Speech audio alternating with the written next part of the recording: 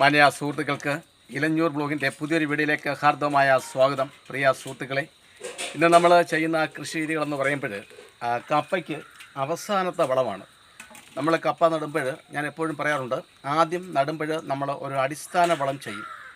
അത് എല്ലുപൊടിയും ചാരവും ഒക്കെയാണ് അടിസ്ഥാന വളമായിട്ട് നമ്മൾ ചെയ്യുന്നത്. പിന്നെ മറ്റൊന്ന്, ഒരു മാസം പ്രായമാകുമ്പോൾ വീണ്ടും നമ്മൾ ഒരു വളം ചെയ്യും. അപ്പം അങ്ങനെ 2 വളം ചെയ്തു. അത് കഴിഞ്ഞിട്ട് 3ാമത്തെ മാസമാകുമ്പോൾ ഒരു വളം കൂടെ ചെയ്യും. അതായത് നടുന്നുടനെ അടിസ്ഥാന വളം, പിന്നീട് 1, 2, 2ാമത്തെ മാസം 2ാമത്തെ വളം. അപ്പോൾ അത് 3ാമത്തെ വളമാണ് ചെയ്യുന്നത്. 3 വളം മാത്രം ഒരു കപ്പയ്ക്ക് ചെയ്താൽ മതി. അതാണ് എൻ്റെ അനുഭവം തെളിയിക്കുന്നത്. അപ്പം നമ്മൾ ചെയ്യുമ്പോൾ ഈ കപ്പയുടെ ചുവട് ഇതേപോലെ ഒരു മാന്തി ഉപയോഗിച്ച് ചെറുതായിട്ട് മണ്ണൊന്ന് ഇളക്കി കൊടുക്കണം. ഒരുപാട് ആഴത്തിൽ മണ്ണിളക്കരുത്, ചെറിയ രീതിയിൽ മണ്ണൊന്ന് ഇളക്കി കൊടുക്കണം. കാരണം ഇത് 2ാം കൊത്ത് എന്ന് പറയുന്ന ഒരു കൃഷി സമ്പ്രദായമാണ്. അതായത് ചീനയുടെ ആദ്യം ഒരു കൊത്ത് അടിസ്ഥാന വളമിട്ടതിന് ശേഷം കിളിച്ച് വരുമ്പോഴേ ഒരു മാസം കഴിയുന്നുണ്ടേ അതിൻ്റെ ചുവട്ടിലെയും ഇടയിലെയൊക്കെ മണ്ണ് ഇളക്കുന്ന ഒരു പദ്ധതി, ഒരു രീതിയുണ്ട്. അതിനാണ് 1ാമത്തെ കൊത്തെന്ന് പറഞ്ഞത്. അത് കഴിഞ്ഞിട്ട് ഈ പരുവമൊക്കെ ആവുന്നുണ്ടേ ഇതിൻ്റെ ചുവട്ടിലെ കാടുകളൊക്കെ ഒന്ന് ചിരണ്ടി അടുപ്പിച്ച് വളമൊക്കെ ഇടുന്ന രീതി, അത് 2ാം കൊത്ത്. അപ്പം ഇതിപ്പം നമ്മൾ മണ്ണെടുത്തിട്ടാണ് ഇവിടെ ഈ കൃഷി ചെയ്തിരിക്കുന്നത്. എന്ന് മാത്രമല്ല, കുറച്ച് സ്ഥലത്ത് നമ്മൾ 3 കൃഷികളാണ് ചെയ്തിരിക്കുന്നത്. ഒന്ന് ചീര, മറ്റൊന്ന് ചീനി, മറ്റൊന്ന് പടവലം. ഇത് 3മാണ് കൃഷി ചെയ്യുന്നത്. അതുകൊണ്ട് തന്നെ ഇവിടെ വെട്ടുകല്ലായിരുന്നു. അപ്പോൾ അതിന് മുകളിൽ നമ്മൾ മണ്ണ് ഇട്ടത്. അതുകൊണ്ട് മണ്ണ് വെട്ടി അടിപ്പിക്കാനില്ല. അതുകൊണ്ടാണ് ഞാൻ ചുവട്ടിൽ മണ്ണ് ഇതുകൊണ്ടൊന്ന് ഇളക്കിയത്. ഇനി നമ്മൾ ഇട്ട് കൊടുക്കുന്ന വളം എന്ന് പറഞ്ഞാൽ ഒന്ന് എല്ലുപൊടിയാണ്. എല്ലുപൊടി നമ്മൾ ഇതിലിടുന്നുണ്ട്. ഇതാണ് എല്ലുപൊടി. എല്ലുപൊടി വട്ടം ഒന്ന് ചേറി കൊടുക്കാൻ പോവുകയാണ്.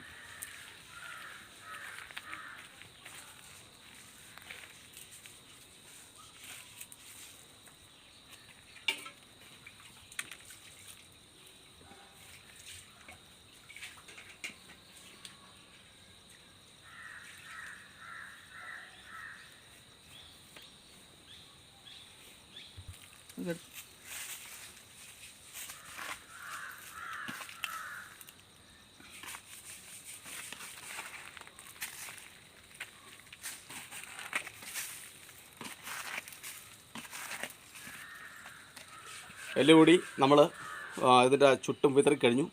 ആ വളം ഇടുമ്പോൾ നമ്മൾ ശ്രദ്ധിക്കേണ്ട ഒരു പ്രധാനപ്പെട്ട കാര്യം എന്ന് വെച്ചാൽ, എല്ലുപൊടി ഉൾപ്പെടെയുള്ള ഏത് വളമായാലും ഒരു സസ്യത്തിന് വളരുന്നതിനും അതിൻ്റെ നിലനിൽപ്പിനും വേണ്ടിയുള്ള വളങ്ങളെ നമ്മൾ ഇട്ട് കൊടുക്കാവൂ.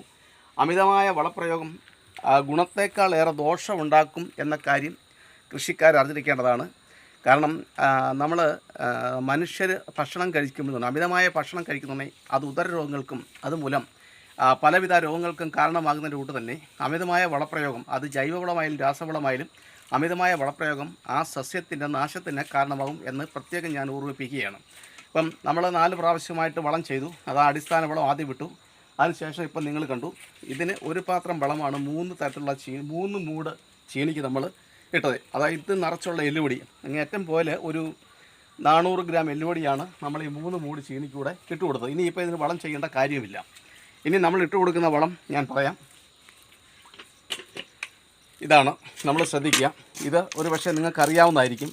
ഇത് ചാരം കമ്പോസ്റ്റാണ്. ചാരം കമ്പോസ്റ്റ് എങ്ങനെയാണ് ഉണ്ടാക്കുന്നതെന്ന് ഞാൻ പറഞ്ഞിട്ടുണ്ടെങ്കിൽ ഒന്നുകൂടെ പറയാം. നമ്മൾ മണ്ണ്, നമ്മുടെ പുരയിടത്തിലെ മണ്ണ് കിളച്ചെടുത്ത് അത് അരിച്ച് കല്ലുകളും ഒക്കെ നീക്കം ചെയ്തതിന് ശേഷം നമ്മുടെ ചാരം അഥവാ വെണ്ണീർ, ഈ വെണ്ണീറൂടെ എടുത്തതിന് ശേഷം ഒരു ചാക്കിനകത്ത് ആദ്യത്തെ ഒരു പാളി ഈ മണ്ണിടുക, അതിനുശേഷം ചാരം നിറയ്ക്കുക, പിന്നീട് മണ്ണിടുക, അതിനുശേഷം നല്ല രീതിയിൽ വെള്ളം ഒഴിച്ചു കൊടുക്കുക. അതല്ലെങ്കിൽ ഇങ്ങനെ ഉരുട്ടുന്ന പരുവത്തിൽ ആക്കി നമ്മൾ വെള്ളം ഒഴിച്ചു കൊടുക്കുക. അത് ചാക്കിനകത്ത് ഇട്ട് നമ്മൾ കെട്ടി വെക്കുക. 3 മാസം കഴിയുന്നുണ്ടെങ്കിൽ അതെടുക്കുന്നുണ്ടെങ്കിൽ ഇതേപോലെ വളമായിട്ട് മാറും. ഇതിൻ്റെ ഒരു ഗുണം എന്ന് വെച്ചാൽ വളരെ പെട്ടെന്ന് സസ്യങ്ങൾ ഇത് വലിച്ചെടുക്കുക. ഏത് സസ്യം, പച്ചക്കറി ഉൾപ്പെടെ കായ്ഫലമുള്ള കിഴങ്ങ് വർഗ്ഗ വിളകൾക്കും കായ്ഫലം ഉണ്ടാകുന്ന വിളകൾക്കും ഉത്തമമാണ്. ഇത് ഇവിടെ നമ്മൾ ഇടാൻ പോവുകയാണ്.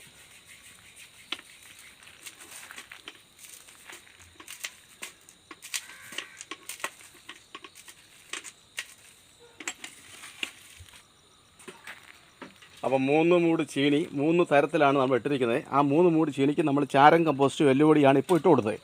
ഇനി നമ്മൾ ചെയ്യുന്ന കാര്യം എന്ന് വെച്ചാൽ, ഇതിൻ്റെ ചുവട്ടിൽ കുറച്ച് മണ്ണ് ഇട്ട് കൊടുത്താൽ മതി. അപ്പോൾ പ്രിയ സുഹൃത്തുക്കളെ, നിങ്ങൾ ശ്രദ്ധിക്കേണ്ട ഒരു പ്രധാനപ്പെട്ട കാര്യം എന്ന് പറഞ്ഞാൽ, നമ്മൾ കൃഷി ചെയ്യുമ്പോൾ നമുക്ക് നഷ്ടം ഉണ്ടാകരുത്.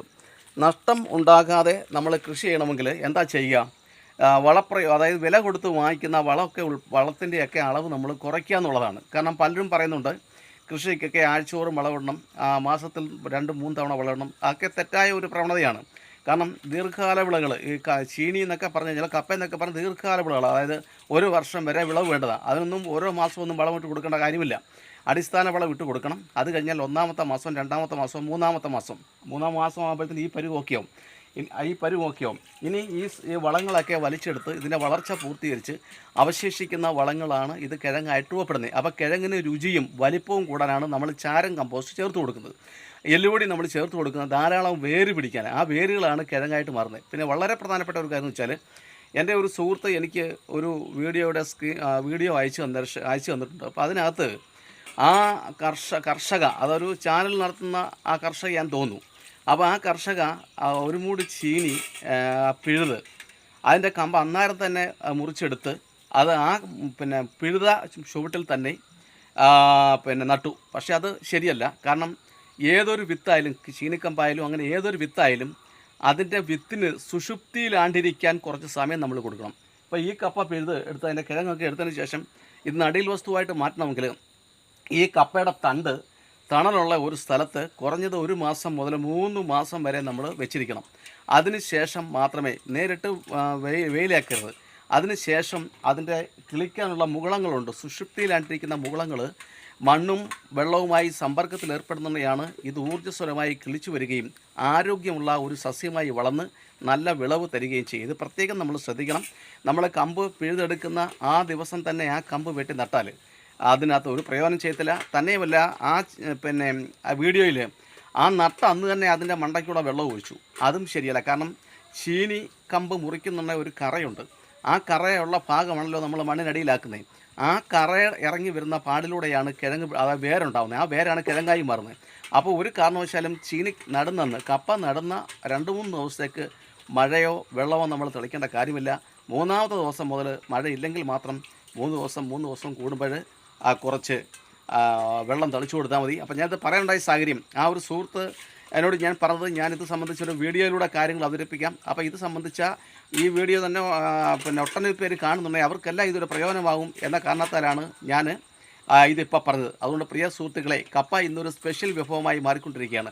കപ്പയും മീൻകറിയും, കപ്പയും കോഴിയിറച്ചിയും, കപ്പ ഇറച്ചിക്കറിയൊക്കെ ഇന്ന് ഏറ്റവും വലിയ വിശിഷ്ടമായ ഒരു ഭക്ഷണമായി മാറിക്കൊണ്ടിരിക്കുന്ന ഈ കാലഘട്ടത്തിൽ നമ്മുടെ ആരോഗ്യം സംരക്ഷിക്കാൻ, നമുക്ക് ശരീരത്തിന് നല്ല ബലിഷ്ഠത ഉണ്ടാകാനും ഒക്കെ കപ്പ ഒരു ആഹാരമായിട്ട് ഉപയോഗിക്കാം. കപ്പയ്ക്ക് യാതൊരു ദോഷവശങ്ങളുമില്ല. പക്ഷേ കപ്പ കഴിക്കുന്നുണ്ടെങ്കിൽ അതിൻ്റെ കൂടെ മറ്റ് ചോറോ ഒന്നും തന്നെ ആവശ്യമില്ല. കപ്പയും മീൻകറിയും കപ്പ ഇറച്ചിക്കറിയും മാത്രമായിട്ട് കഴിച്ചാൽ ജോലി ചെയ്യാനുള്ള ആരോഗ്യം വർദ്ധിക്കുന്നു. പഴയകാല നമ്മുടെ മുത്തശ്ശന്മാരുടെയും ഒക്കെ നമ്മുടെ അച്ഛന്മാരുടെയൊക്കെ ആരോഗ്യം രഹസ്യം ഒരുപക്ഷെ അതുതന്നെയാണ്. ഉണക്കക്കപ്പ ഏറ്റവും നല്ലൊരു ഭക്ഷണമാണ്. യാതൊരു വിധത്തിലുള്ള ദോഷങ്ങളും ഇല്ലാത്ത ഒരു ഭക്ഷണമാണ്. പ്രിയ സുഹൃത്തുക്കളെ, ഇനി നമ്മൾ ചെയ്തത് ഇതിന് കുറച്ച് മണ്ണ് ഇട്ട് കൊടുക്കുകയാണ്. ഓക്കെ,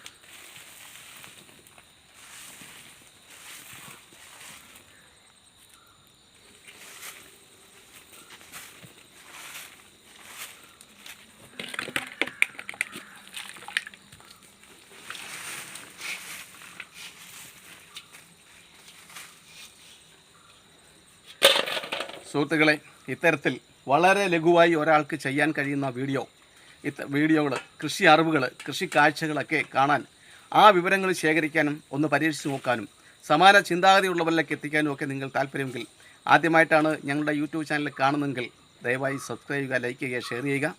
അതുപോലെ തന്നെ നാളിതുവരെ എനിക്ക് പൂർണ്ണ പിന്തുണയും സഹകരണങ്ങളും ഒക്കെ നൽകിക്കൊണ്ടിരിക്കുന്ന എല്ലാ മാന്യ സുഹൃത്തുക്കൾക്കും, ബന്ധുമിത്രാദികൾക്കും, അഭ്യുതാകാംക്ഷികൾക്കും ഞാൻ കൃത്യമായി നന്ദി അറിയിക്കുന്നു. എല്ലാവർക്കും നന്ദി, നമസ്കാരം.